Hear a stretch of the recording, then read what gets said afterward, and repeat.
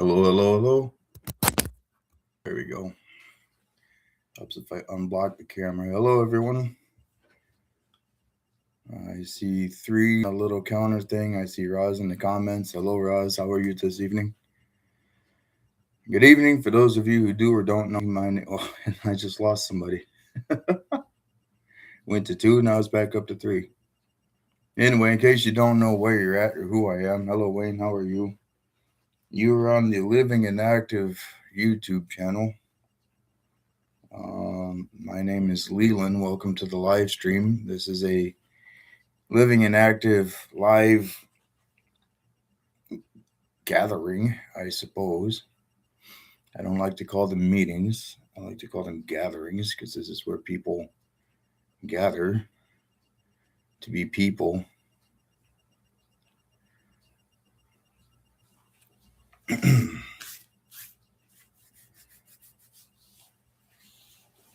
Afternoon, Wayne. How are you?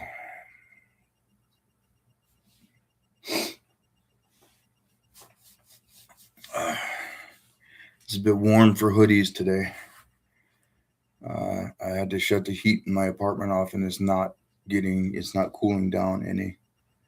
Been running around kind of busy with various tasks. Kind of wore myself out yesterday running around on the road, enjoying the opportunity to actually get out and about outside of the town I live in and go explore stuff in other towns. But it wasn't a very long trip. I didn't get much done, but it was nice to be out for a little bit. Good evening, Chris. How are you today?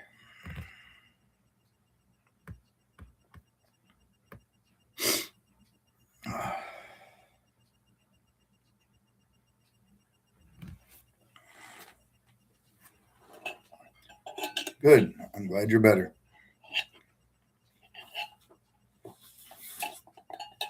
Better is what we go for.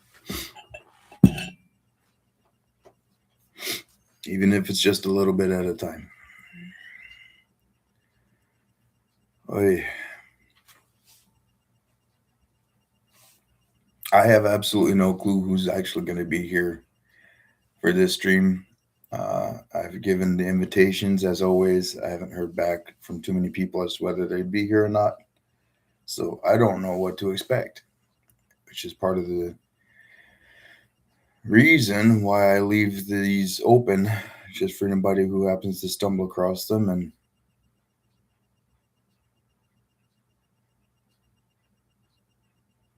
yeah, I get it.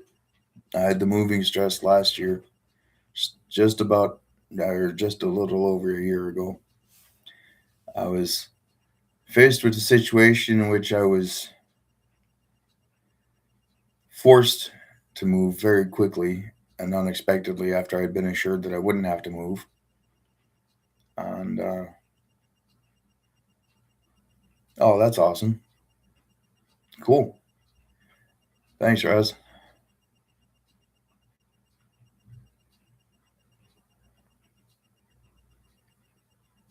You got the pods. I've always been curious about how the pods actually work, like if they're cost effective or not. They seem like a good idea on paper, but just about anything that seems like a good idea on paper stops being a good idea once you actually have to spend some of your paper to put it into use.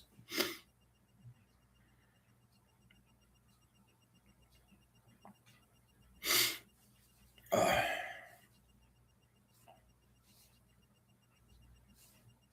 yeah, it was.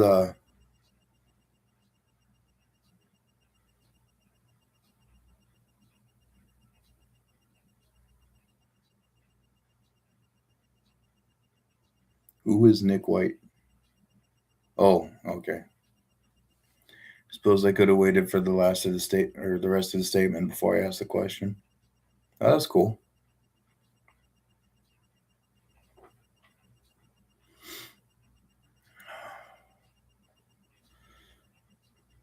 Very, very cool. So yeah, I've got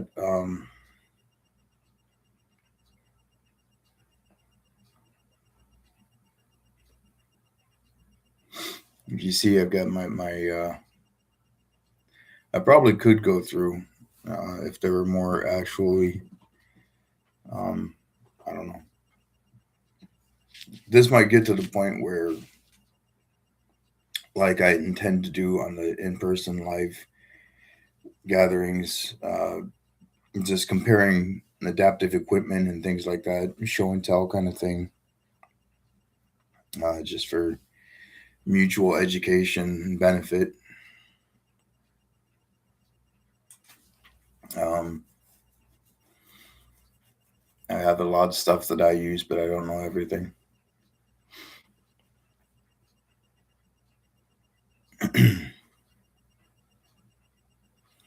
I had a subscriber not too long ago. He's actually a blind musician, and I had started for a while to try to write in text descriptions of the videos, of the shorter videos, where I could.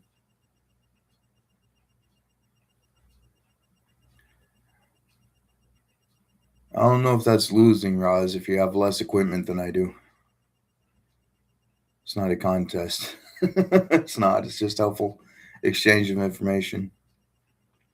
But I haven't heard anything from that particular person for a while. So I don't know if I haven't been able to get enough content that he can actually interact with on here, and so he went elsewhere. Maybe he just doesn't get online very much. I don't know, but I'm hoping it's not that he's not finding material suitable or accessible enough for him. I would feel incredibly bad about that.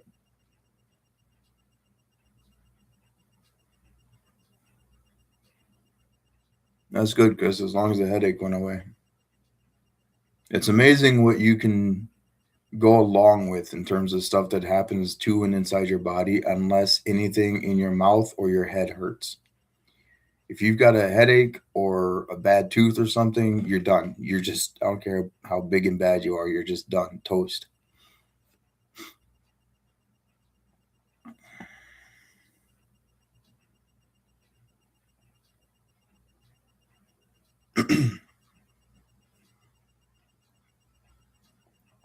So,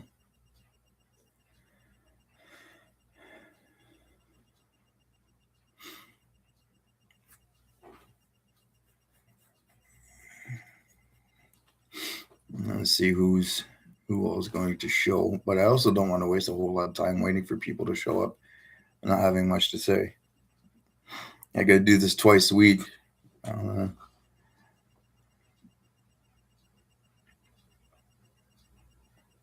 I don't know how Jesse does it, man. What does he got? He's up to like it's total. He's got like 7 total shows. No, 9 total shows over the week, and he's always like got packed live chats and keeps the conversation going the whole time. Hello, Shannon. How are you today? Roz said that he had reminded you that this was going on, so I'm glad. Grateful that Roz reminded you, and I'm grateful that you came, Shannon. It's good to see you. So I was just saying, I don't know how much of what I was just saying that you heard. Arnis, hello. How are you today? Overlord of Cuba. Have I never seen that part of your handle before, or am I just uh, I just focus on Arnis because it's the first word I see and I don't go past it.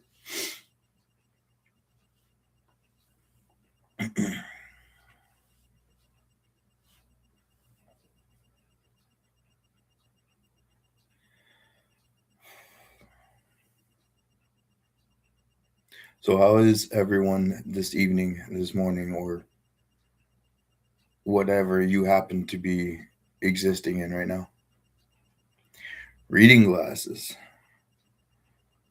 That's not as bad of a thing as you might think. These things are, I don't know if you heard me say it on an earlier live cat or live stream. These things are progressive. They're like triple, 3 level split screen, whatever, but there's no lines. It's just like there's various focal points, whatever. For like the first, hey, Wenjo, how are you? Good to see you here. But got it. Um, but yeah, I mean, once you put these things on, for the first week and a half I had them, I felt like I was constantly drunk, which isn't a great thing when you operate, a four wheeler to get around. Just constantly smashing into things. It was terrible. Splitting headache. Couldn't find my focus no matter what I did. Um, and and I discovered that a nifty little treat for or um, added benefit of using progressive lenses that you lose your peripheral vision. So not only am I a sitting duck, I'm also a half blind sitting duck.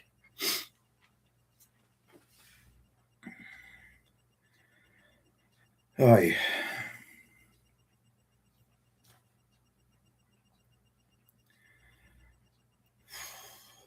So yeah, Wenjo, no hoodie today. I don't have anything for anybody to steal. It is warm in my living space at the moment. Uh,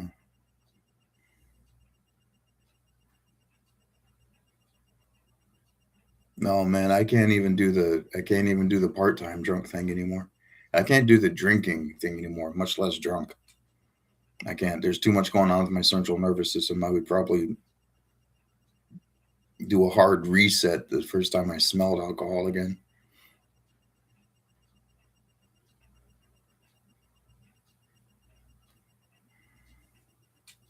Yep, migraines are a thing. They're not pleasant.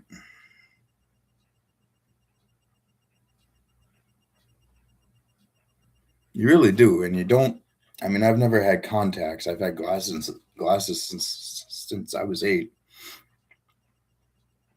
But you know, like what I imagine my peripheral would be if I could actually see when I take my glasses off versus what I have available to me now with not only glasses but also progressive lens glasses.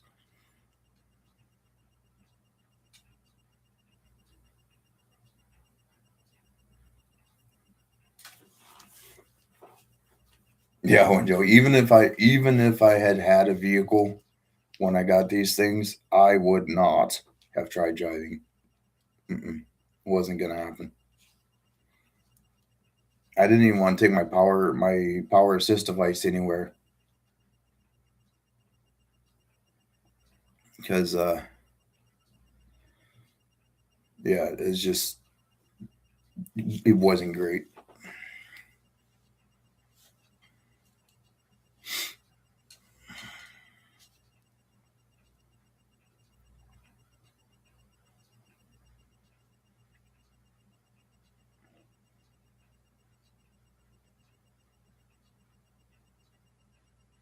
Yeah, I didn't think you were joking when Joe and Arnis. Yeah, that's yeah. I have no idea how long I'm going to be able to keep driving forward myself. Right now, it's the one claim to autonomy that I have. I was without it for 2 years just because I didn't have a vehicle that I could actually drive. I've got the wheelchair accessible van now, but if the disease progresses or if the injury in my neck escalates and I lose the ability to like be able to actually check all blind spots and look around me and everything else, then I'm just gonna hang up on the driving thing.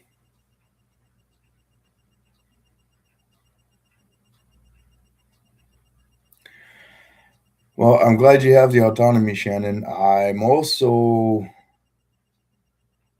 if something does happen, I mean that's going to get messy for a lot of people.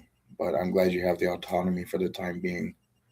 Because, like I said, I mean, I have like a moral dilemma. Like, do I keep driving and doing all of these things just so I can feel like I have autonomy, and I haven't let my disability beat me, and blah blah blah. Raw, I am a man. uh, and keep ignoring the fact that I have a very specific list of limitations that cumulatively, if they all went off at once, would put me into someone else's vehicle or into a pedestrian that I'm trying to stop for.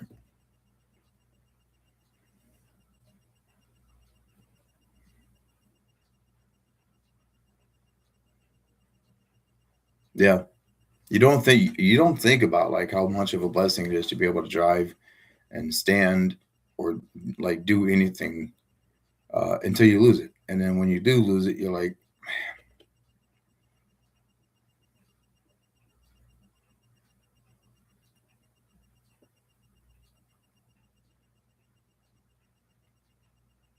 well, Joe, they've been trying to delete Gen X since before we were born, literally.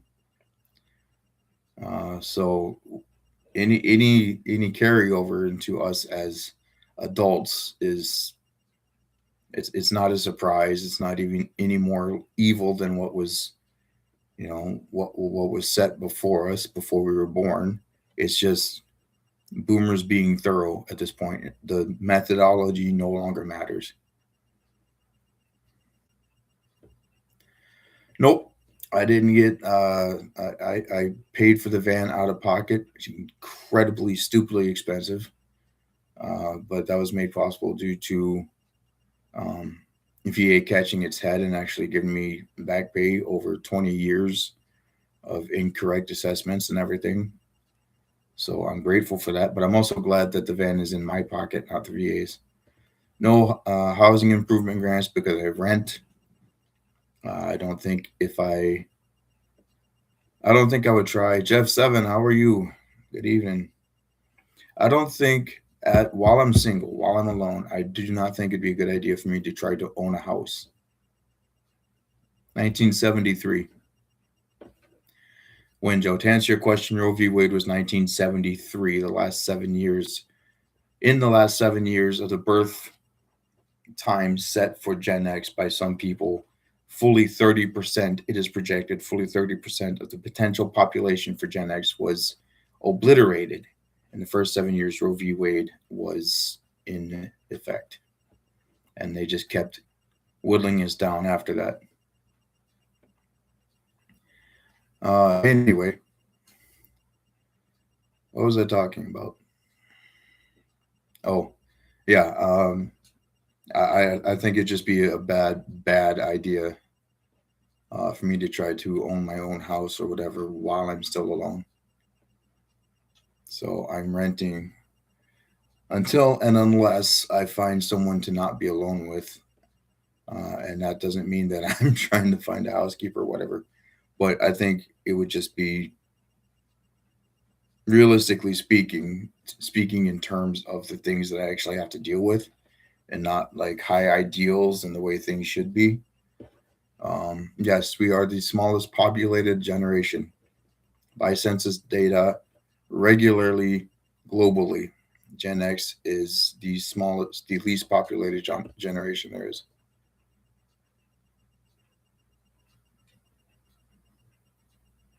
That's where a lot of our people went, Chris. Yes, it's true. Many of us were done away with before we ever had a chance to get started.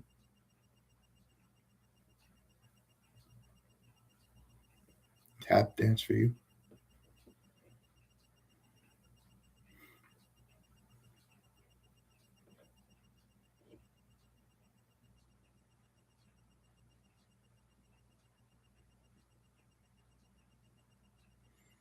No, it was we were the first generation that people actually took pills to keep from having.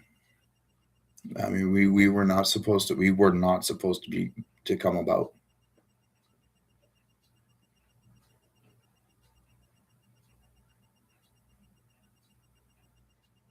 because I guess pregnancy and the 9 months gestation period was too much of a harsh on the sexual revolution. People just wanted to lay around and have sex with each other all the time without any kind of consequences or stop to whatever. So that's what we got.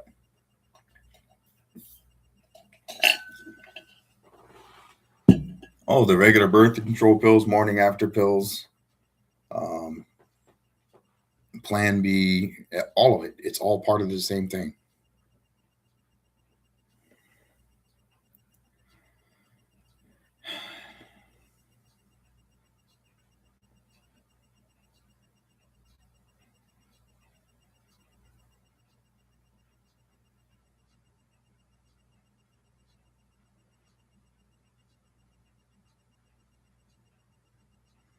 Yeah, Shannon, I actually celebrate those of us who didn't have to, come through the generational meat grinder. Those of us who were able to actually come up in a home that was at least moderately functional, that were wanted, that were loved by their parents.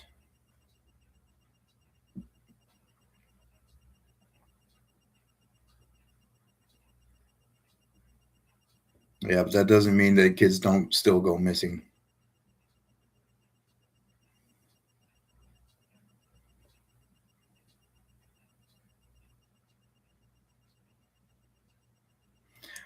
When Joe, I absolutely think that there's a reason that those of us who did survive have survived this long.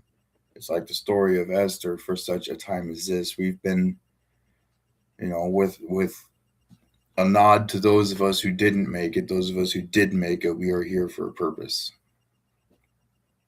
Probably both individually and collectively.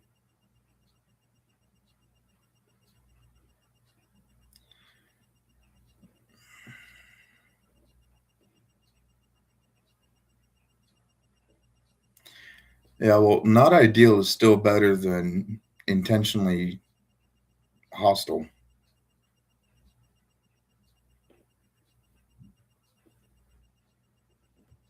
Like, like diametrically opposed to your existence. I'll take not ideal any day.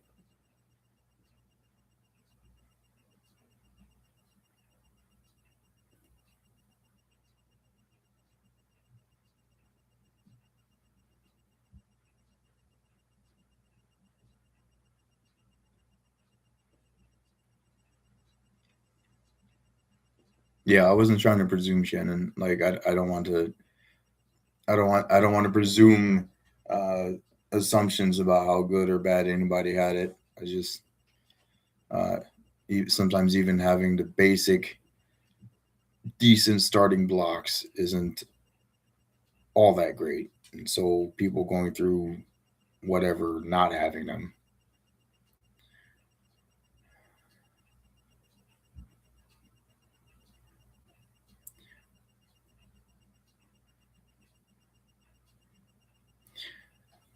The conversation. I'm not going to read what's being said in the chat because, by the way, I need to ask you guys.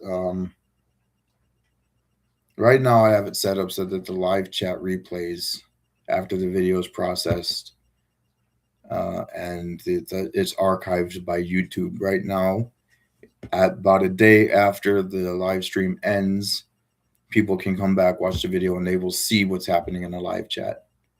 Um, that is going to be left up to you who actually participate in the live chat, whether you want your communications there to stay up afterwards or not. Right now, I have it that way so that people can come through and sort of get to know everybody that's here, so they don't feel like they're left out of anything or whatever. And I always link back in every live stream that I've done so far. I try to remember to link back to the previous live stream, so if there's any kind of continuing thing or conversation, people can kind of catch up.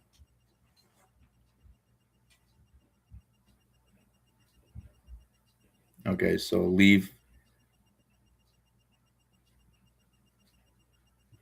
Well, yeah, because I mean, it's not just for me. This isn't supposed to be the Leland show where I get to do whatever I want, and you guys are privileged to be able to come and watch me be magnificent on screen. This is for all of us. I have the benefit of having the camera and everything else, but all of you speaking in chat, your conversations, the things you say should be just as respected, regarded, and considered as the things that I'm saying. Because it's not, this isn't, I mean, it's helpful for me or whatever, but it's not for me specifically and completely.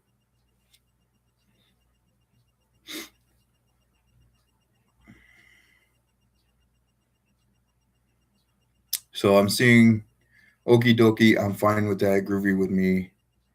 Does that mean yes, keep the live chats, the live chat replay in place? Is that what that means?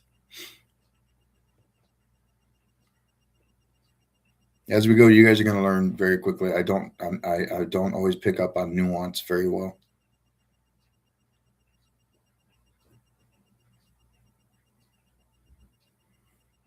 So I mean, sometimes I'm not. I don't think I'm exceptionally dense in any regard, but I'm not good with all of the. I'm not as skilled in all of the really nuanced interpersonal things that people pretty much take for common. I have to ask people a lot just to plainly speak and say what they mean because I don't get all of the shades of meaning.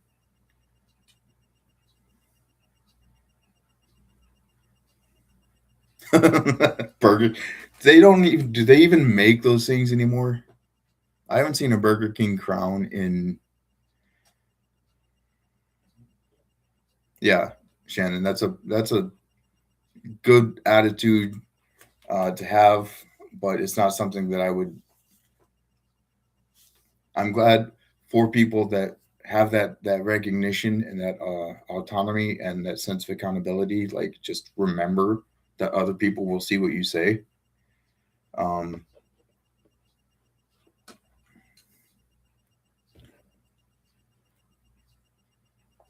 Burger King. I don't know how I feel about that. I was a kid, and my cousin. I was like a little kid, and my cousin put one on my head as a joke, and I felt so absolutely uncomfortable with it. I knocked it off my head. Like, I don't know. I just I just have an issue with it. I do not like, all evidence to the contrary with me having a channel and hours and hours and hours of just my face and me saying words to the contrary. I don't really like calling attention to myself. I don't. You should see me in public with my wheelchair. I'm doing absolutely everything I can to take up as little space as possible and stay out of everyone's way while I just go about doing the thing that I got to do and then get out. I'm not as boisterous and extroverted as some of you might think I am, which actually makes it a good thing that so many people are here from Gen X Thinks, because we've gotten used to talking to each other, and we've already got a little bit of a camaraderie established. So it's not like I'm up here like thinking I have to perform for a bunch of strangers. We're just basically continue on the same level of interaction we have in Gen X Thinks.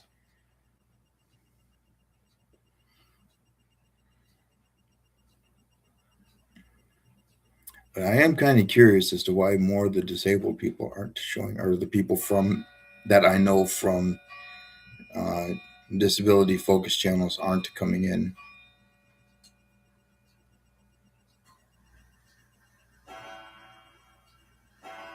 By the way, my mechanical clocks are letting you know it is now 7 o'clock Central Time. Wow, that first half hour went fast.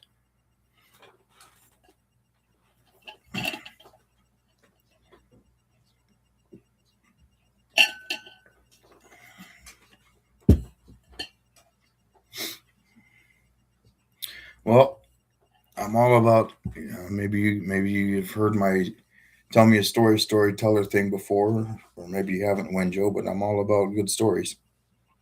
So tell away if you wish.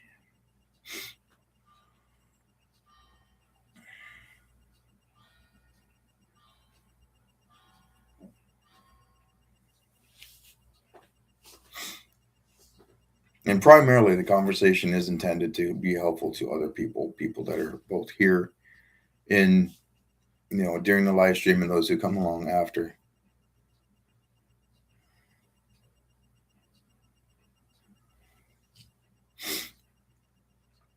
Because I mean, once this thing takes off and you've got people dealing with depression, anxiety, addiction, abandonment, disability, or any of the other things, then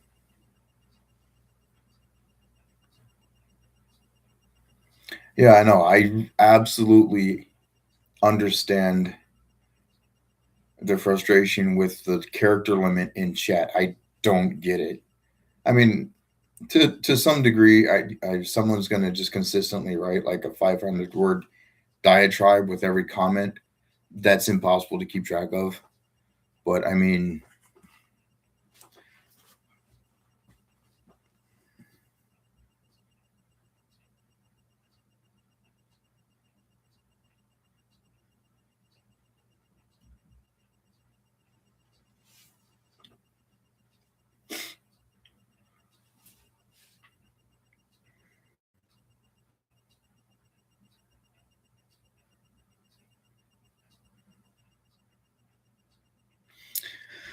and I don't know. I guess this is how creative you get with your word usage.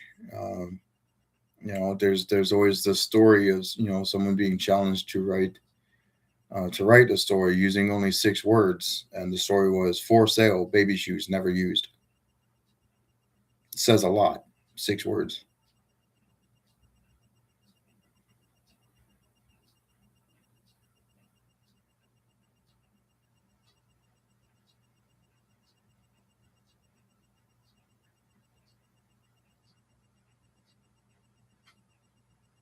Yeah, that's fine. And that invitation goes out to everybody. If there's something in here that doesn't get addressed uh, very thoroughly in the live stream, even though I tried to, kind of pad the runtime for the sake of any conversations that are going on, absolutely put it in the comments.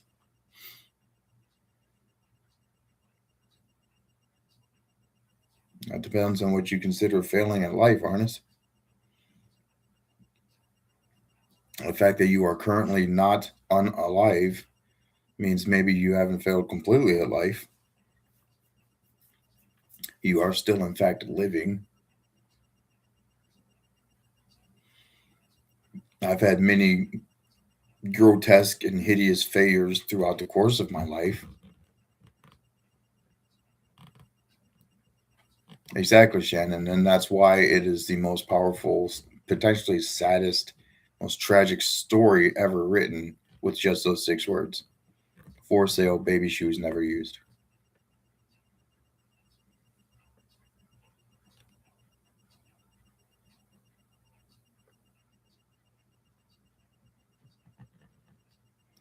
Well, Chris, I have very few expectations that I'm going to put on anyone.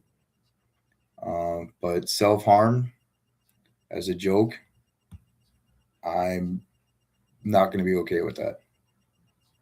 I've lost too many friends. We as a generation have lost too many people to self harm. I don't do the joking about taking oneself out. I've been there too many times myself. I don't think there's anything whatever.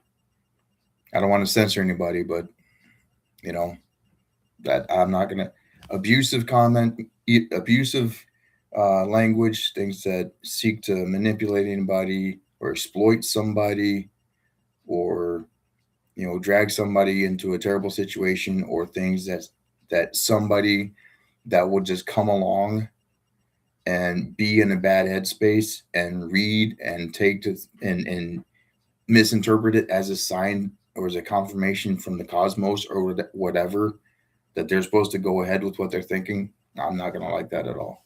So no, it's okay. You can actually, if you go back up to that comment, you can actually highlight it, and where the 3 little dots show up, you can click on that. You can actually take that out yourself.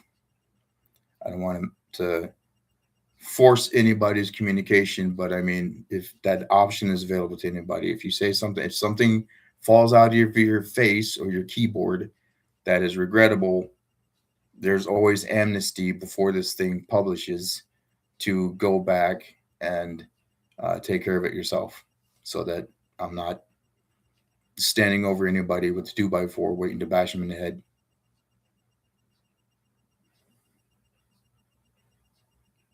But I do appreciate it.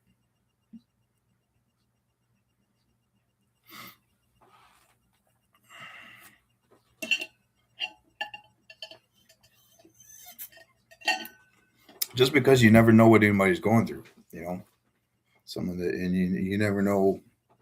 I mean, I've worked in mental health, many different disciplines of mental health over the years, and you would be amazed, or maybe not amazed, by how small of a thing can be a trigger for somebody that's just in that exact wrong headspace at the exact wrong moment.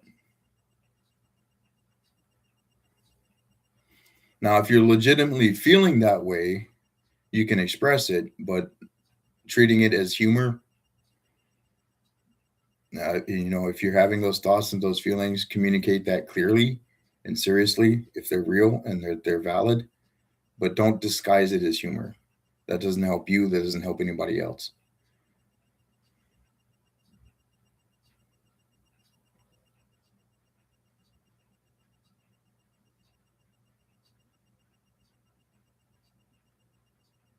But yeah, seriously, I mean, if you're having issues that would like that, I would definitely want people to feel welcome, and you know, have the support of being able to communicate these things, but again, not as a joke, you know.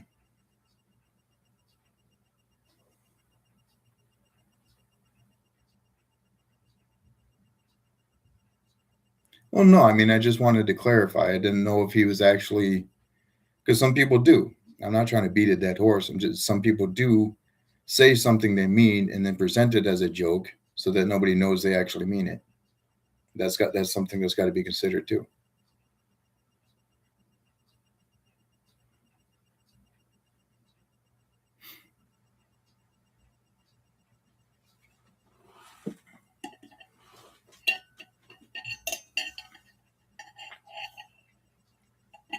I'm hoping I'm not beating anything.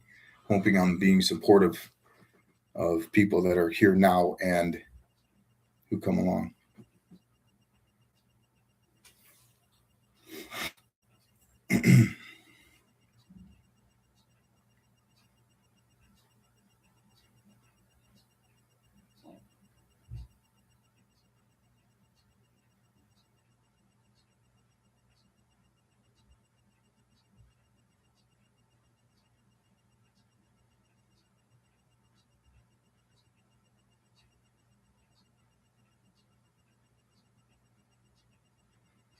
So yeah, for those of you who don't know, Arnis opened up this live stream saying that he is taking back his ancestral island, uh, which I think is a fine goal for anyone.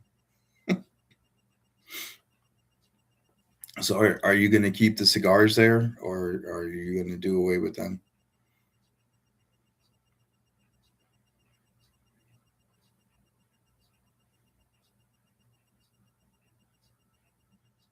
There you go. I figured there was some kind of tie in there. It's an economic consideration, truly, at this point.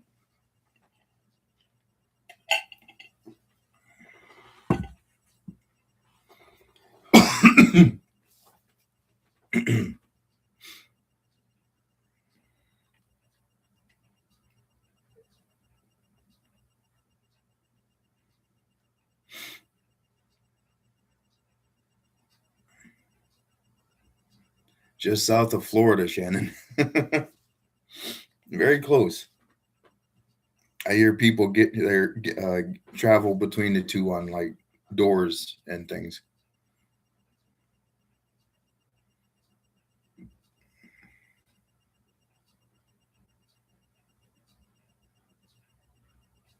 So Wayne, are you in listening mode, or are you? You've been kind of active. so far tonight.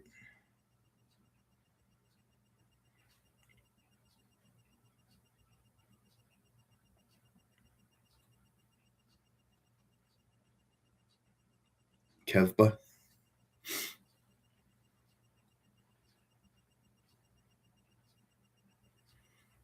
Yeah, I had to admit, Wayne's Wayne, are you the one deleting all of your comments right now, just to see if it works?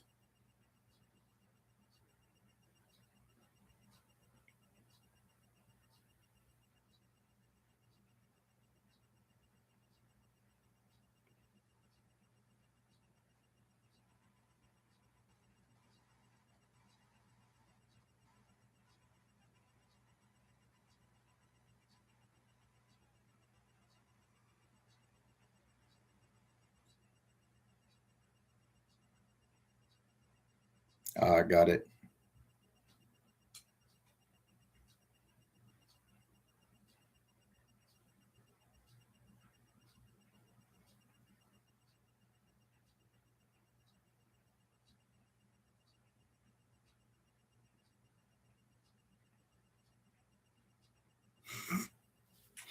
And people are drawing up battle plans.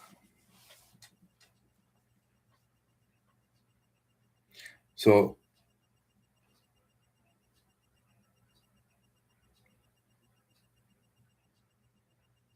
so is this where they're gonna put the first? I don't know if there's any malls in Cuba big enough to serve as Gen X retirement homes. Are you guys gonna start building some?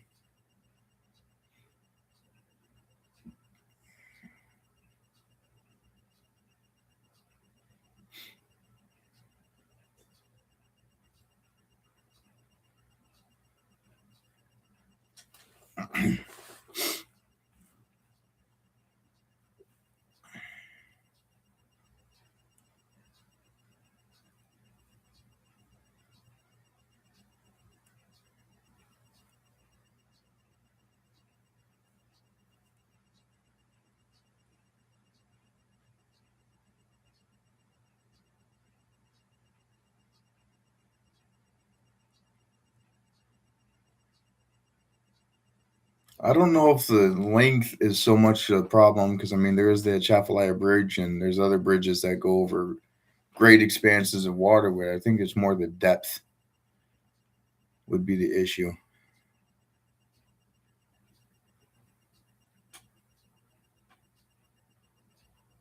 The fair and glorious Arnis. Yeah, I don't even know how long the was it the Keyway Bridge. I don't even know how long that bridge is, but I know it's like massive.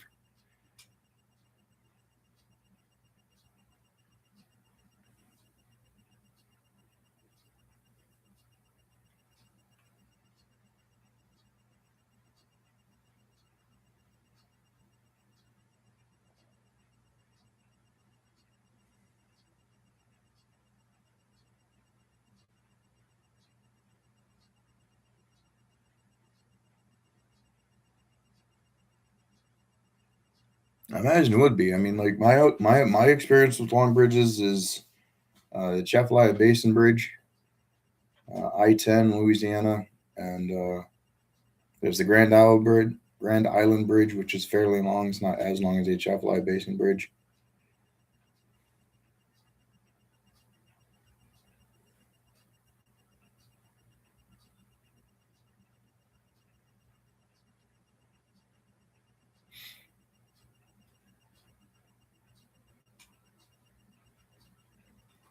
But I mean, it can't be that bad if Arnold Schwarzenegger and Jamie Lee Curtis can do the stuff they got away with on that bridge. It can't be that bad.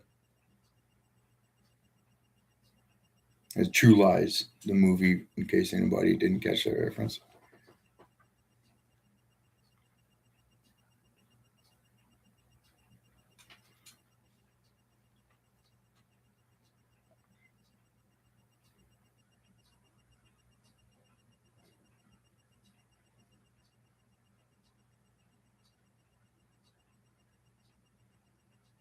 Whereas there's a There's a bridge like that in Louisiana too. It's in between Sulphur and Lake Charles, and that thing looks like someone was trying to build a rainbow out of steel. I mean, it's just stupidly, anybody with an automatic or a manual transmission, or like people on motorcycles, you sit there during rush hour and you can just smell the clutches burning all around you.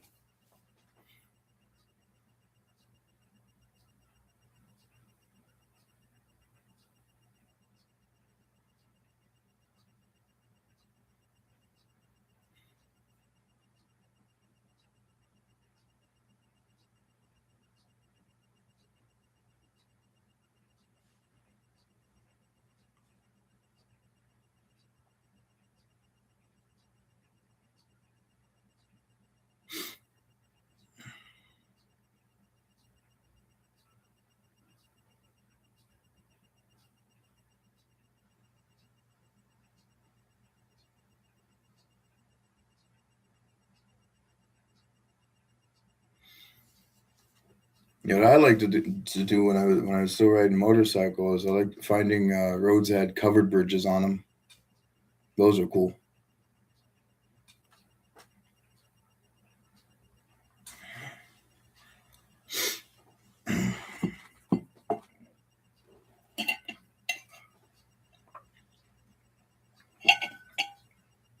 Never been on a Mackinac Bridge. I'm actually sort of not really afraid. I've never. I mean, I used to live in the Northwoods of Wisconsin and everything, but I've never thought about making the overwater trip between the UP and the mitten of Michigan. Uh, Way too busy of a waterway, and I keep getting images of like ship collisions into the bridge, and then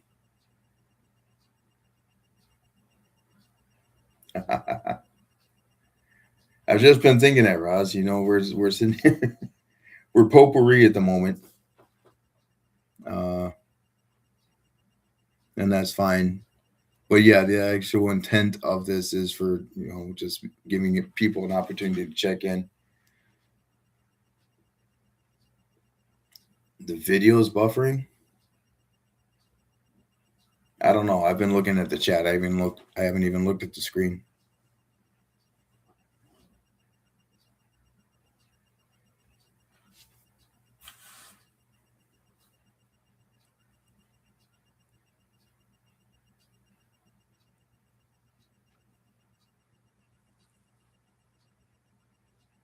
You guys can see me and hear me fairly well.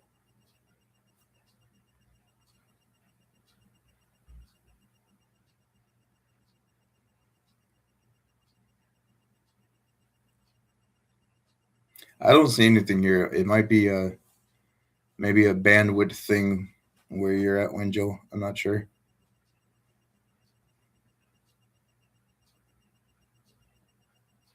I'm on a laptop. I mean, I don't have an actual desktop computer, but excellent, Arnis. Thank you. I'm showing records indicate that 7 people have indeed smashed that like button. So, very appreciative of that.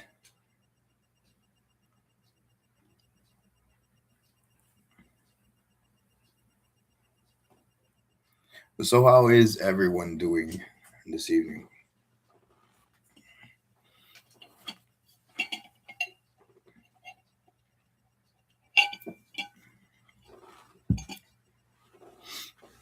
Because realistically, I mean, this is like people are having problems finding um, durable medical equipment, or don't know how to. Um, Never been to Sturgis. I did used to love to ride, but I had to give it up. Um, as the paralysis and the motor neuron effects got worse, I stopped being able to gauge my lean to the right, so I kept laying the bike down. Just laying the bike down every time I turned right, so I had to give it up. And I was before I was walking with the cane and or any of that because I had a really long, slow progression. My initial onset injury was lumbar spine 2002, and then because I could still walk until my chain of command saw my MRI, they thought I was faking to keep from being deployed, and so I had to continue training. And I was the NCO who told his soldiers, don't train as you fight, train harder than you will ever have to fight, so that when you get to the fight, it'll be barely a fight at all. And I trained that way myself. And because I had set that standard, I was kept to it after I got hurt. Went to Iraq for a year with a busted back, came back.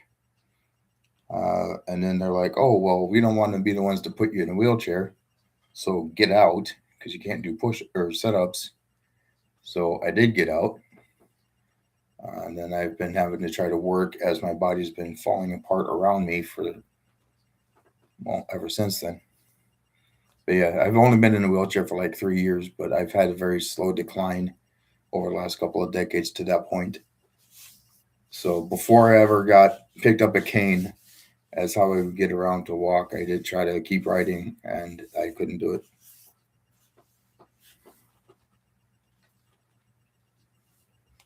You have a meeting, Arnis. Christopher is blessed. Roz is feeling pretty decent, but he's getting a lot of sleep. That's very cool. Congratulations. I like to celebrate small victories. Wayne is good.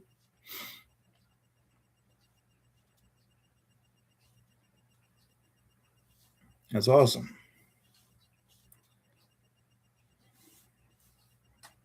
I like good reports. I like having reasons uh, to celebrate other people's successes, or if nothing else, to celebrate the mediocrity of other people's normalcy, if that makes any kind of sense at all.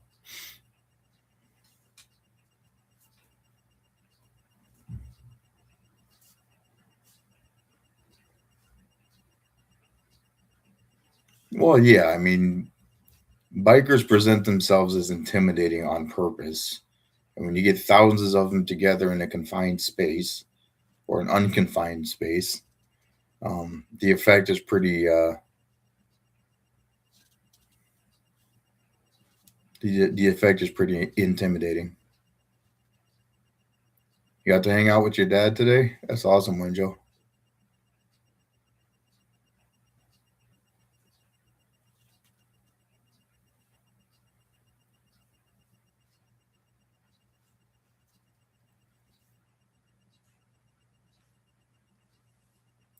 Yeah, Roz. And some there are, especially with the case of like traumatic spinal cord injuries. What normally happens is you have the initial onset injury, and then there's a period of recovery where the initial um, trauma responses of the body that happen to try to prevent the injured area from getting more injured, the swelling, the redirection of fluids, and all of that other stuff, the inflammation, all of that. As that starts clearing up, pressure on the injured section of the spinal cord gradually decreases. And inside that window, that's when the physical therapy actually starts having the benefit of regaining as much function as is going to be possible as quickly as possible, and then strengthening what's been regained. So that's how a traumatic spinal cord injury usually works. Me, I have the opposite. Once I lose something, there's no getting it back because it's just being chiseled away continuously as I go.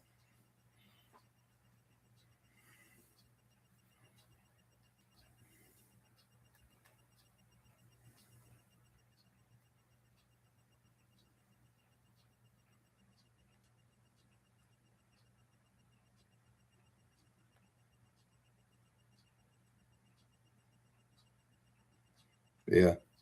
Sturgis would have been a cool thing to be able to see. I had dreams of like getting a Winnebago or something, uh, obviously with the bike on a trailer behind it, and just spending these years. Literally, I wanted to spend uh, my midlife years moving forward on the road. Exactly, Shannon.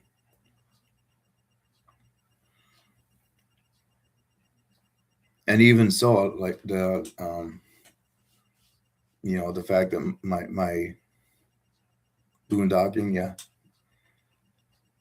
because I mean, I would love to be able to just make a tour of the country's state parks and the RV parks and everything, and just go from site to site to site to site, um, and just live that way. Uh, that would be awesome. Uh, Not really a sustainable option for me at this point, but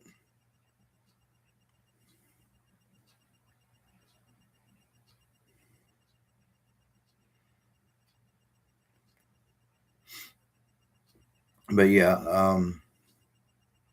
and even with things like the differentiation between the disease aspects of what's going on with me and the mechanical disability aspects, um,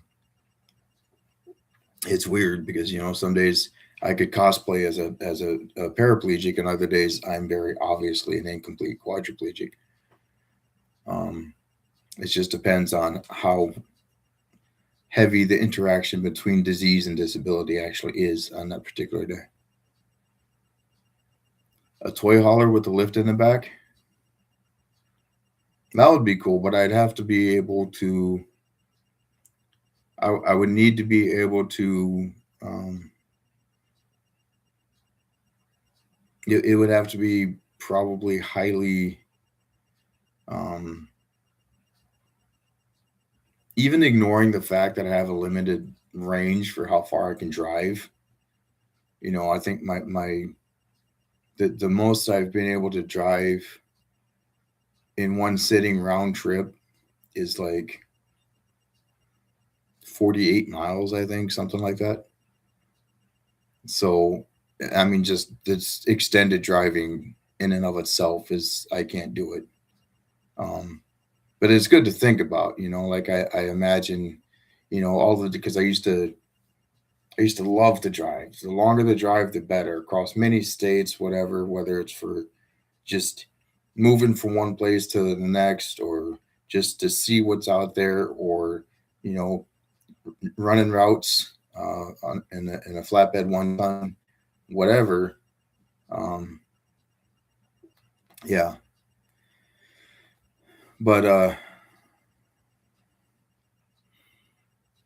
MS, yeah, yeah. That's the thing with MS. They thought uh, docs actually thought at first that I had MS because of the weird ebb and flow kind of the progressions or the degradations or whatever. Um, they did a brain MRI. They said that the same medical team that falsified my previous medical records said that they didn't see anything in my brain MRI consistent with MS. So they said it wasn't MS, but there was definitely something going on. But yeah, it's the it's like erosion. And you get a wave that comes up, and it takes a little bit of the sand with it. When it recedes, the wave itself is receded, but that sand is still gone. Okay, Arnis, you're heading out. Yep. Get ready for your meeting. Enjoy your evening with your beloved, and be safe out there. I've seen those, Shannon. Like I really have. Like they've got a trike. They've got a wheelchair accessible trike where people can just roll up, lock in, and then the gate comes up behind them, securing them in place, or whatever. And then there's everything's hand controls. And then there's another version where it's a sidecar that you roll the wheelchair in. The main bike has the engine and all that, and you sit to the side and you operate it from the sidecar.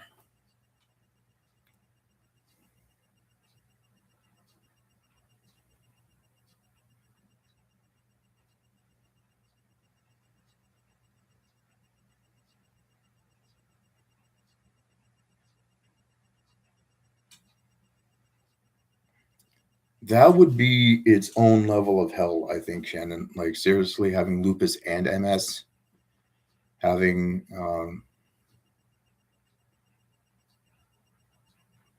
is MS also. See, I've had so many people float so many different possible diagnoses in front of me, and the classifications that I've forgotten. Is MS also an autoimmune, or is that more neurodegenerative? Because I could, if you've got autoimmune and neurodegenerative, that's when you make sure you get some pretty awesome people around you.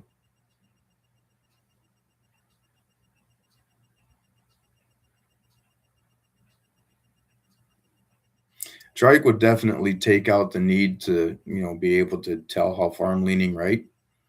But again, it's the distance thing. Yeah, Chris. Arna said he's going to reclaim his ancestral land of Cuba, um, and Roz is going to help him.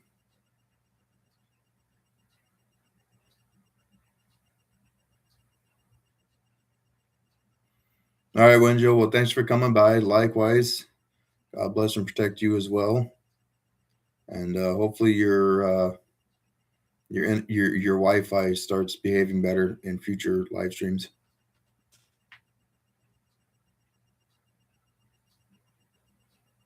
Okay, so it's yeah. I guess technically they would be the same thing. Autoimmune system is the body attacking itself.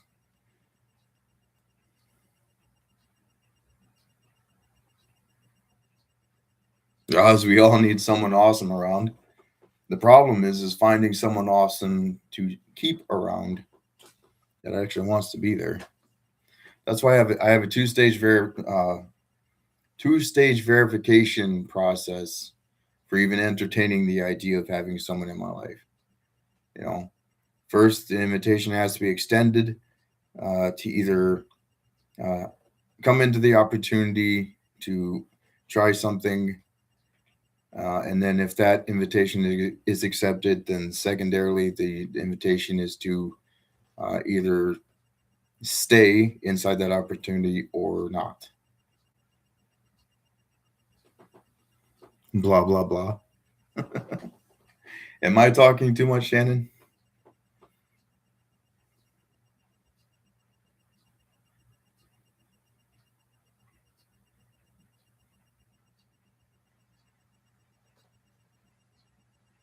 Yikes. If that's something that you've spoken of before and I should have known about and remembered, I'm very sorry that I didn't. But yeah, that is tough.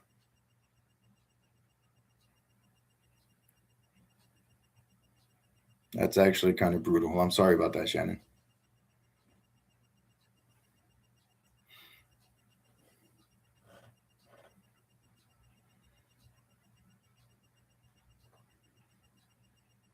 Oh, okay.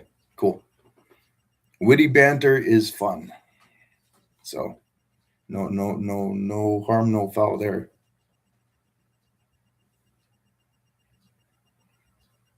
Well, I don't dwell on it, Chris, but I mean it's the reality's there. Um everything is possibility and opportunity. And wisdom comes from not to throw away the things that are actually present and available for the prospect of something that may or may not actually come to be.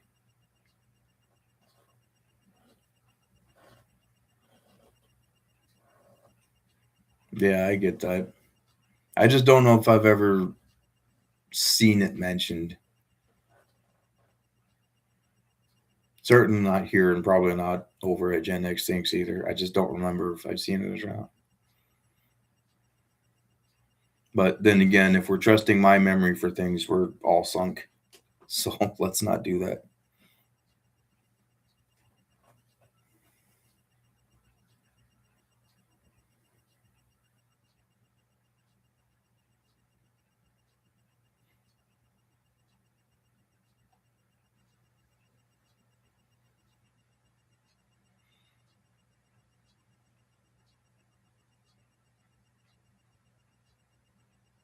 Man, that is young. That is too young.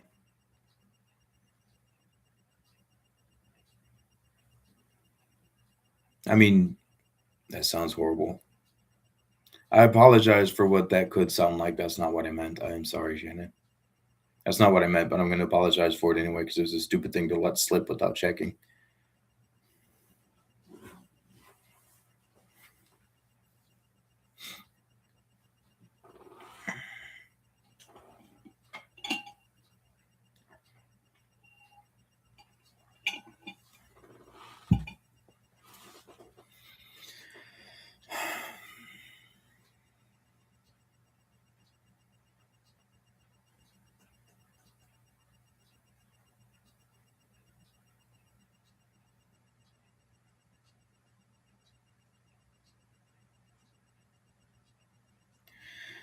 Well, I don't have a frame of reference for being a widower. I've been married and divorced 4 times. Um, it was not death that parted us.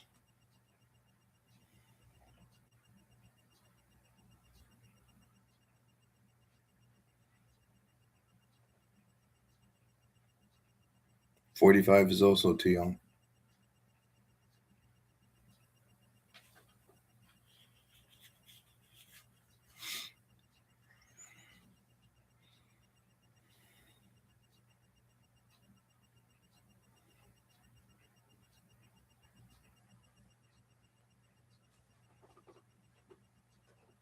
But yeah,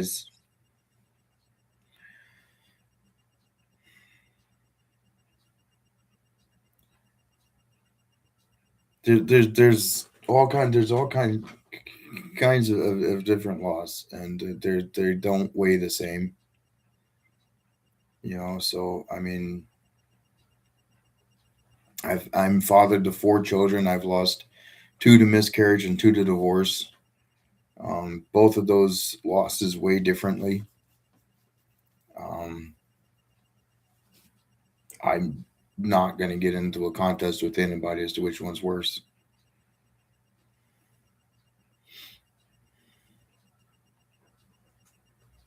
But grief does seem to be a common, that sort of deep seated grief does seem to be a common theme for our generation. Probably for all of the generations, except for those too young to really experience a lot of it yet. But yeah, I mean, but it's heavy things are important things too. I'm not saying everybody's got to be down in the dumps every time they come in here, but like,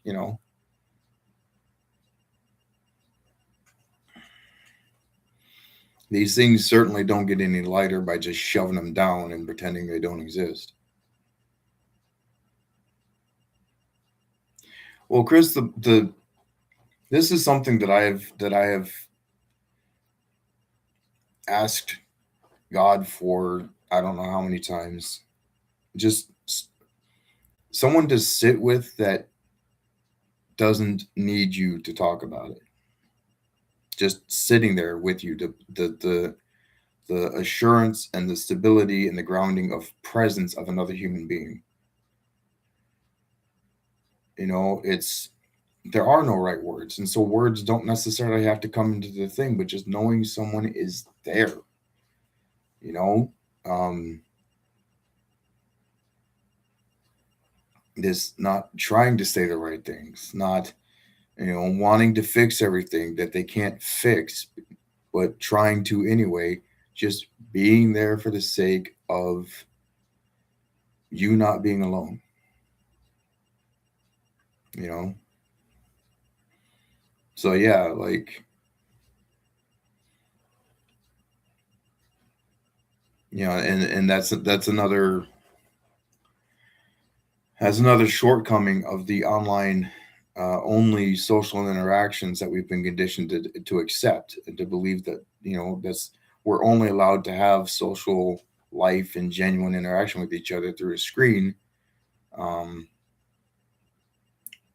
and we lose out on the opportunity to when, like, if we were all sitting in the same room and this conversation come up instead of a bunch of dead air and everything, and a bunch of gaps in the live chat where it feels like it's just a depressed mood.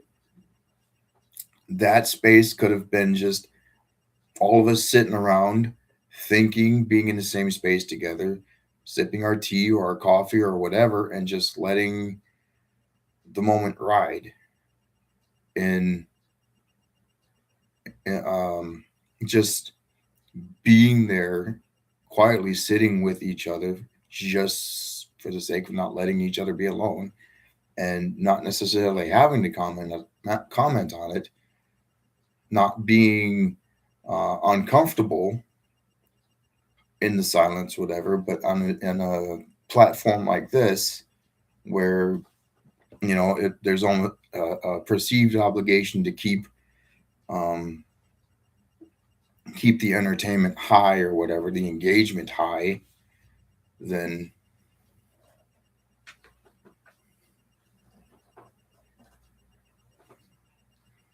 you don't deal in absolutes. Well, you just said two statements of absolutes back to back. I don't trust anyone, and I don't deal in absolutes. Those are both statements of absolutism. I'm just messing with you, Chris. I understand what you mean.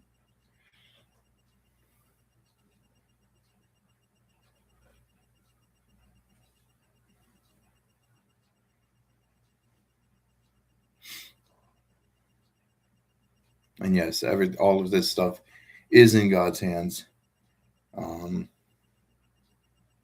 but even so, there are ways we can actually um, quiet ways, subtle ways that we can be blessings to each other to sort of um, help, not necessarily be the ones to presume to heal someone else, but um,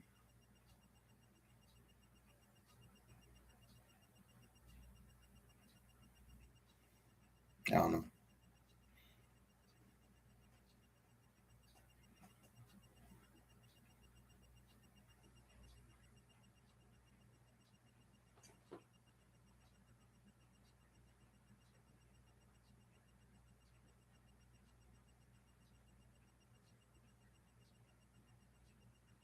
It is a good thing.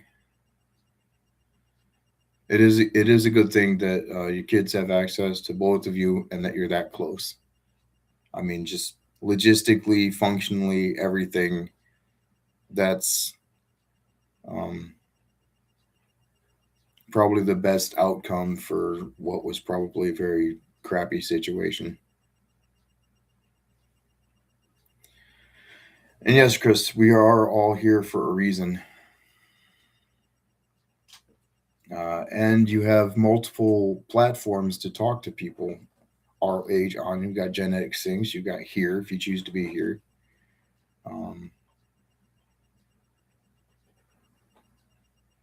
Now, see, that's cool. Multi generational closeness that's available for their sake, for the kids' sake. That's going to be important. That's going to make a huge difference in what could have been just another tragic statistic on the whole divorce metric. That is very cool.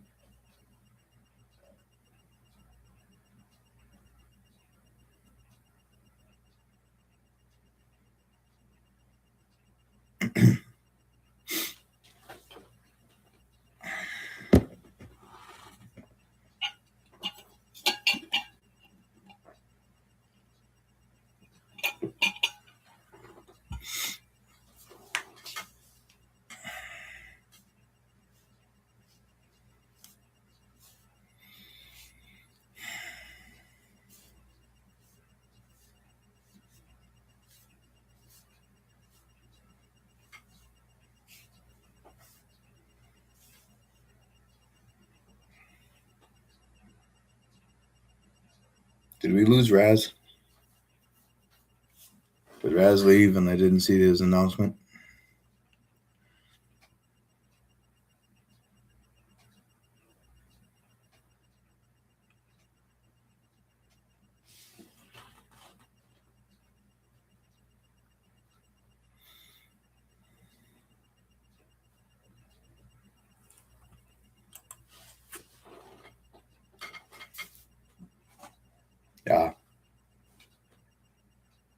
Side quest.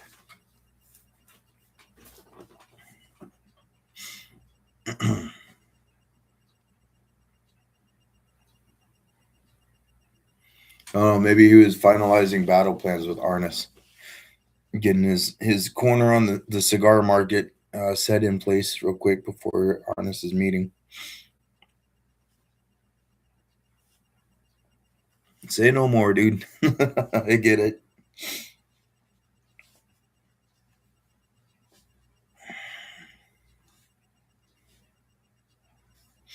I'm trying to manage all these things without any kind of pharmaceuticals whatsoever, and so I understand things getting weird.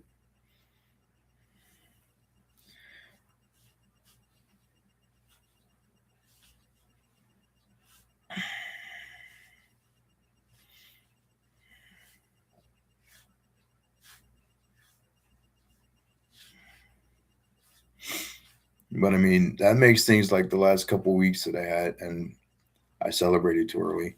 I wrote a post where I was like, okay, so the last 2 weeks where I've been having these waves and waves and waves and waves of nerve pain, like just crippling nerve pain, followed by migraines, followed by yada, yada, yada.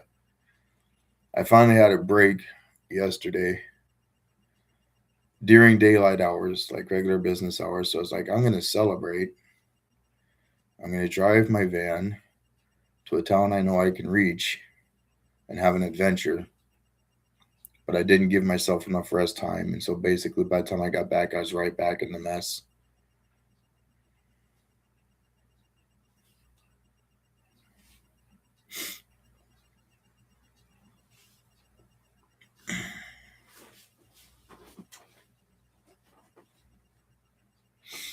I'm a fairly stout dude myself, so I probably wouldn't know if I swell up like a water balloon.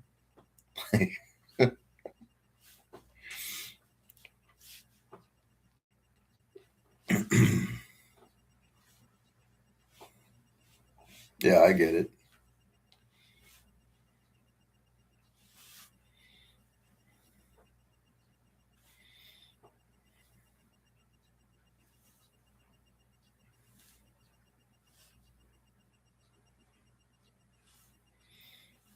That does kind of help me feel like a poser though sometimes. If I go on a live stream for like some of the disability focused channels that I interact with, people start talking about like the pharmaceuticals they use for pain management or sleep management or to for blood pressure control for autonomic dysreflexia, um, and just all of these things for all of those things. And I'm just like, I can't be part of this conversation. I don't know what any of that stuff does.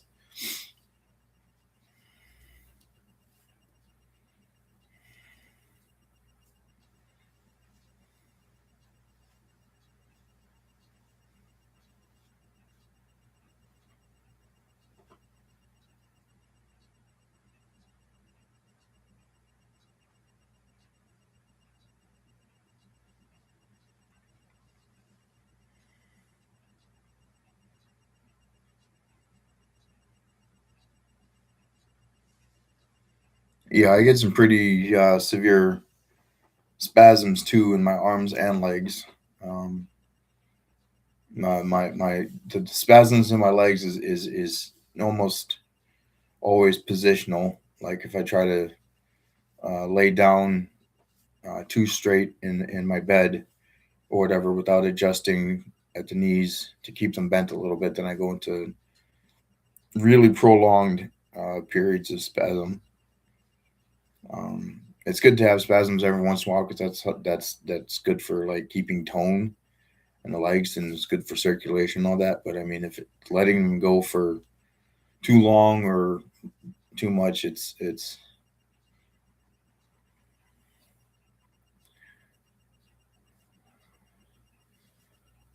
well.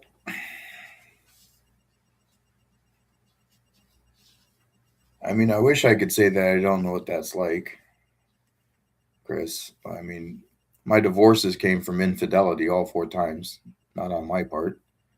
But I've had relationships where I've tried to, uh, you know, get into something long term with someone, and invariably, as soon as they realize like how pervasive the disability or the disease actually is, then it's time to, it's time to vacate. It's not, nobody nobody envisions um,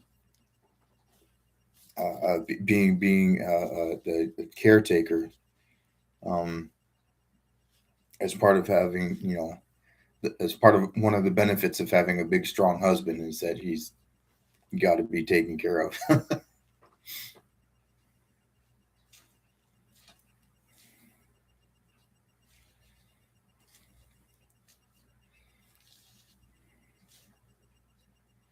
I have had doctors ask me if I wanted um, my right leg amputated,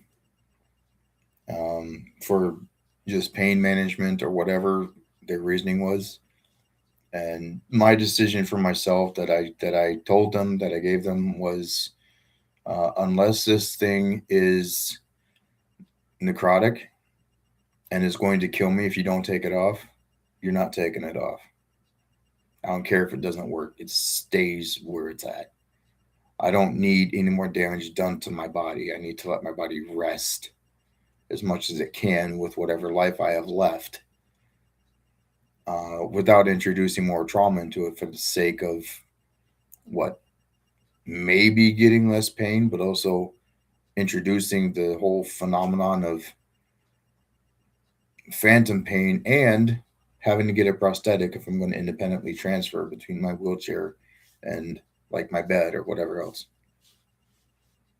No, it's absolutely not. I mean, the fact that it didn't even make sense to me, the fact that they asked me if I wanted it, because there was no medical whatever for it.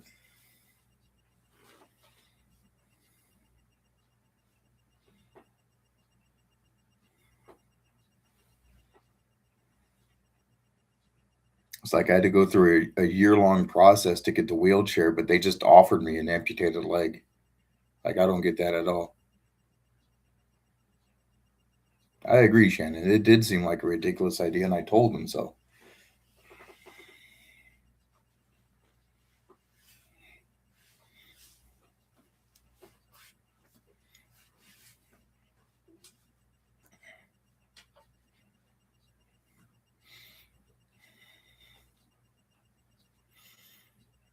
Like me, I'd be worried. I would be, since I already have the paralysis and the disease and everything.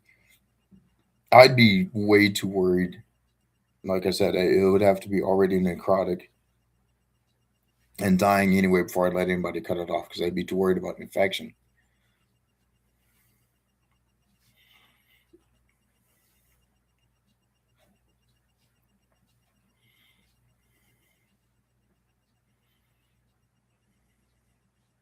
Yeah, they're not going to let you look at, if you got a lawyer, they're not going to let you look at what's been presented until a decision is made. Um, I was in my final appeal, was in process for 5 years, and no one would tell me anything that was going on with it.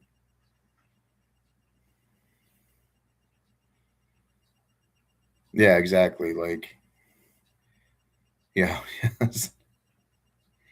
there is an entire YouTube channel that's run by a woman who made an elective amputation decision basically for that chronic pain in the leg. They asked her if she wanted it amputated. She said yeah, and then it just, everything just got worse. She got phantom pain or whatever, and then they had to keep taking more and more and more and more of her leg because it kept going necrotic, kept getting infected.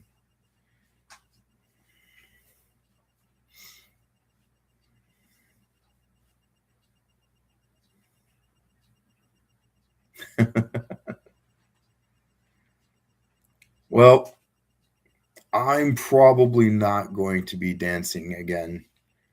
It's not just my spinal cord or my spinal column, it's everything between the base of my skull and where my legs join. That whole thing is fried. The SI joints, both sides are fried.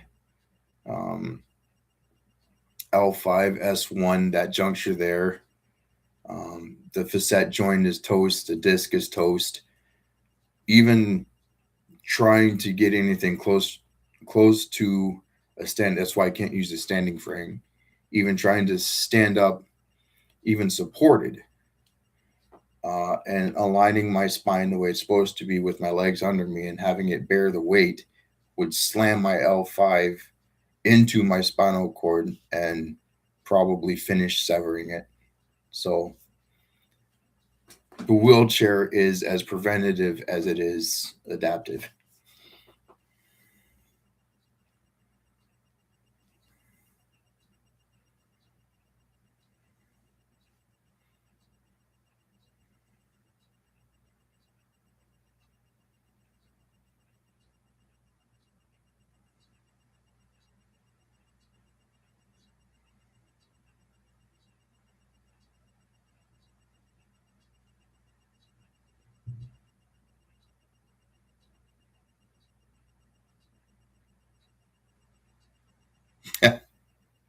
And what I'm saying is that if I was able to get upright again, uh, my my body would just finish disintegrating on its own.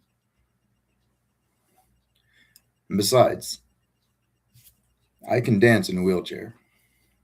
I know I can. I've practiced it. I've tried it. I've done it. I'm good at it.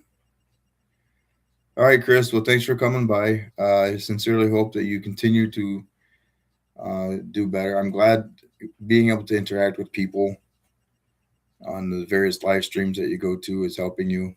Um, so, see you around the next one. I'll probably actually see you over on Gen X Things before then. But I do appreciate you coming by. Thanks for all of your input in the live chat. I don't need dance lessons. I need a dance partner. Truth be told.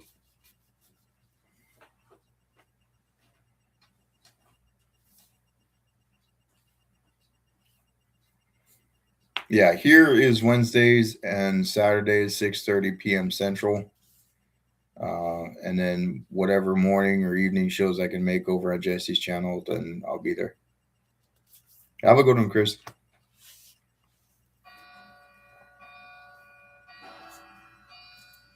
And now my various mechanical clocks are going to tell you that it is 8 o'clock.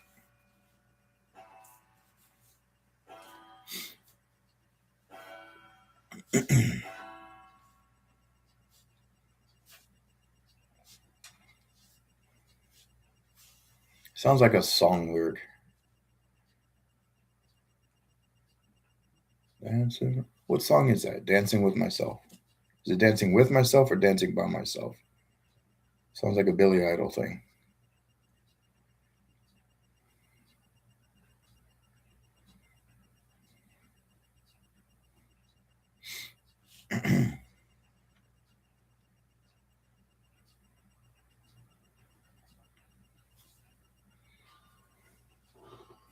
Is it Billy Idol?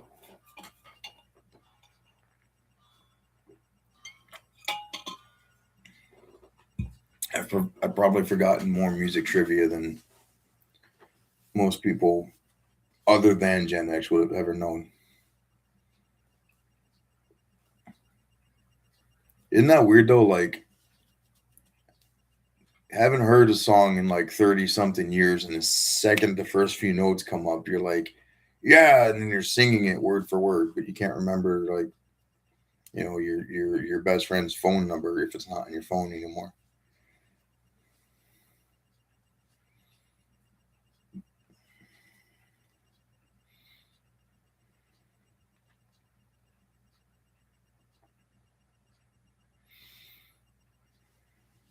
Okay, so I probably should have done this earlier when there was more people here, but does anybody have any ideas for um I don't know, things they'd like to see inside of the live streams, or I don't know, things I can do better, or I don't know,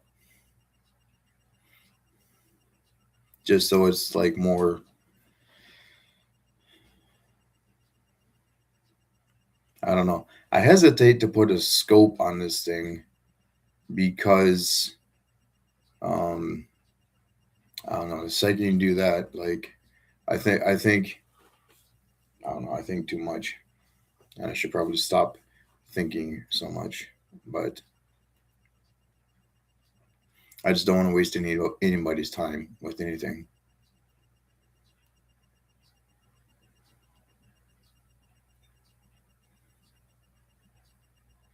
Taking time, I'm all about. I'm all about taking time. I just don't want to be wasting anybody's time.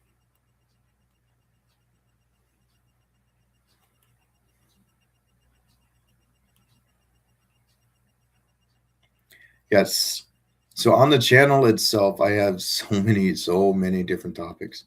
But a few days ago, I actually offloaded all of my weaving supplies just because I don't have the hands for it anymore. But I had so much yarn and weaving thread and everything else, and I just took it all over to the thrift store, donated it to them because there's a lot of people who like to crochet blankets, quilts, and scarves and all that other kind of thing to donate to other people. And yarn's getting expensive, so I just help other people do the things that they can still do to help other people, and I call it good.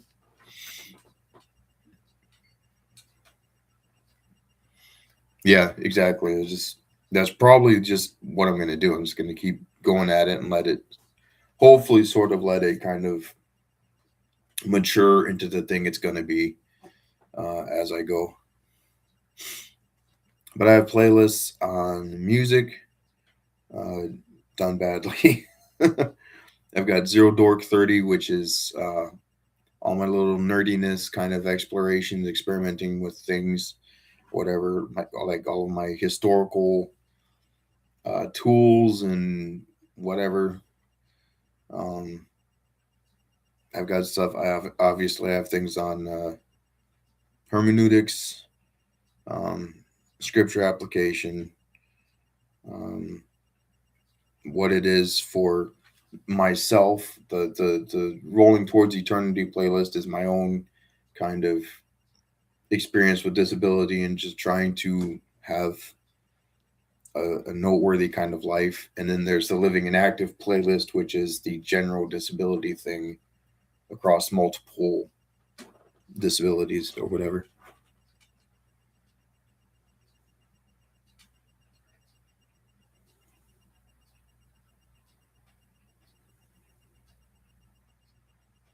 Spinning was something I always wanted to be able to do. I tried I tried drop spindles first, and then uh, when I was trying to gather up a bunch of different crafts and everything to see what I could learn to do, I wanted to get a spinning wheel and a treadle machine because I was like, in my mind, I was like, okay, well, I still have a little bit of foot function, so maybe I can still do those things, but I don't have any stamina or really reliable strength in my feet. So I wasn't able to work a treadle machine, and I knew that it would be the same effect for spinning wheels, so I didn't get that far into it. And this would actually be the second time I've tried to do knitting, crocheting, weaving, and all of that stuff. And I had all the looms, and I had all the knitting needles and the crochet hooks and all the blah blah blah. Um, and I was trying different techniques for how I could keep going in all of them, and it just got to be too much. It was the recovery time that I would had to take on to even progress a project a little bit just made it not worth doing.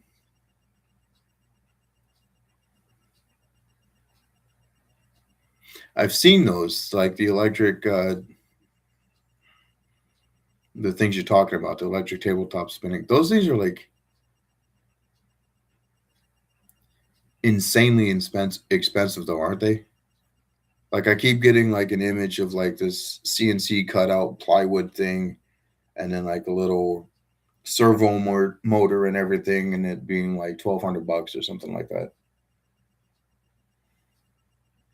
I might be exaggerating somewhere, but that's what I know those things exist, and that's what I'm picturing in my head when I think of them.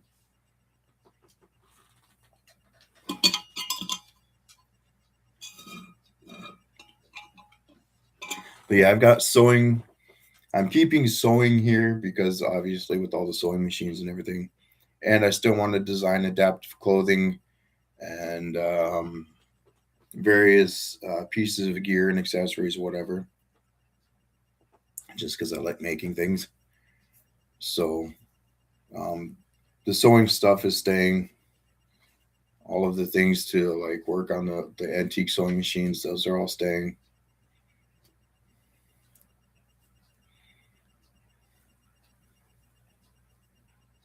Are those plastic looking things? It's just like a ring and it's got all the little pegs sticking up.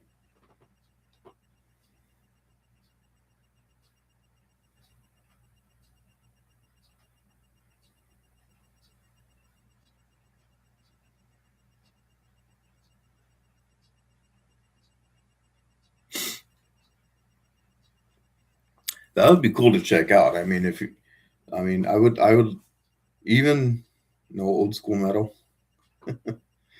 Um,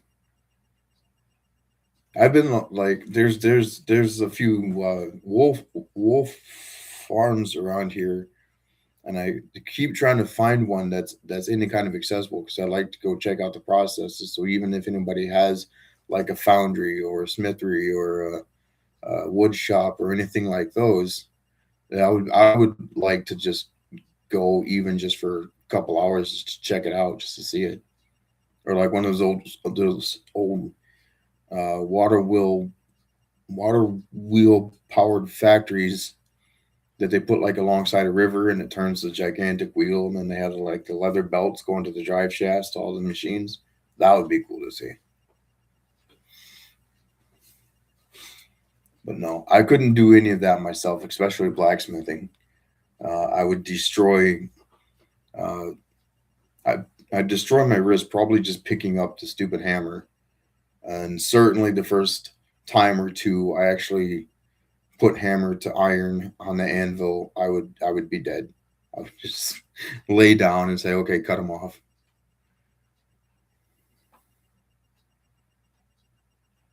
That would be cool.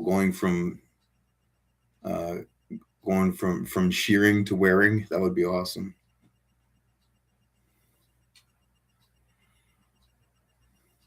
That's actually very awesome. That's impressive, Shannon. Actually, that would be cool. Did you make one thing or like a pile of little things? Yeah, and I wouldn't be able to do it. Like I run into. I have to be careful what kind of food prep I let myself get signed up for, because if I have a spasm, even with like a screwdriver or anything in my hands, if I have the right kind of spasm, if I'm leaned over something, whatever, the possibility of me stabbing myself is definitely greater than zero. And so I don't do any food prep with an actual knife anymore, just because of that possibility. So I can imagine hitting anything with a hammer repeatedly or any of that nonsense. Just no. Nice. That's a nice circular workflow right there, Shannon. That's pretty cool. You made you processed the wool, you made the yarn, you made the hat, and you wear the hat to do weaving. So that's a complete cycle right there.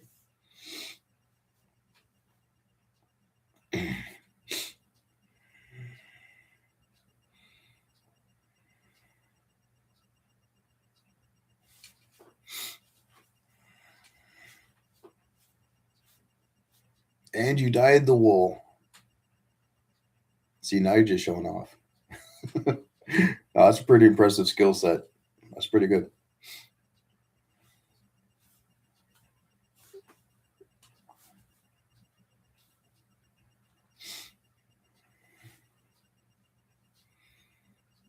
Sorry, I'm trying to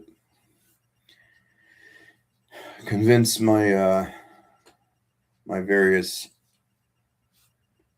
appendages to behave a little bit more than they are. Oh, got it. Well, did you keep the hat?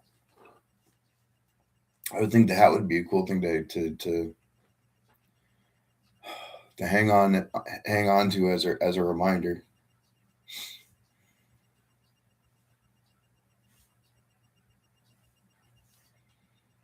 Like I held on to my riding leathers for I don't know how long after I gave up the bike.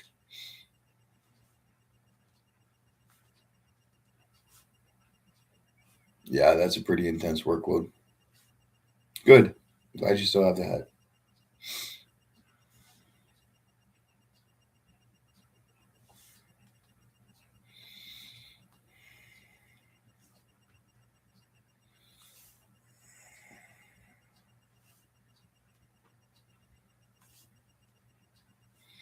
Well, folks, looks like I'm gonna have to be the party pooper tonight. I'm getting some pretty clear warnings. So I think I feel like I say this at the end of every single video, but I'm getting some pretty clear warning signs that uh, I need to get repositioned or reconfigured or something sooner rather than later. But I do appreciate all of you coming in. Again, it seems to take about, I don't know how many hours, but it takes a while for these things to actually process all the way. For the live chat to start to play back with the video. But if you want to continue any of the conversations, the topics that are in here, you can do so in the comments before the live chat appears if you'd like. I do enjoy hanging out with all of you. It's been awesome. It's been very nice. And I stink it goodbye. So I appreciate all of you coming out. And I will see you. If I don't see you tomorrow morning on Jesse's thing, then I'll probably see you some other time on Jesse's thing. And then here once again, Saturday evening, 6:30 p.m. Central. So thank you all for coming out. Have a great evening and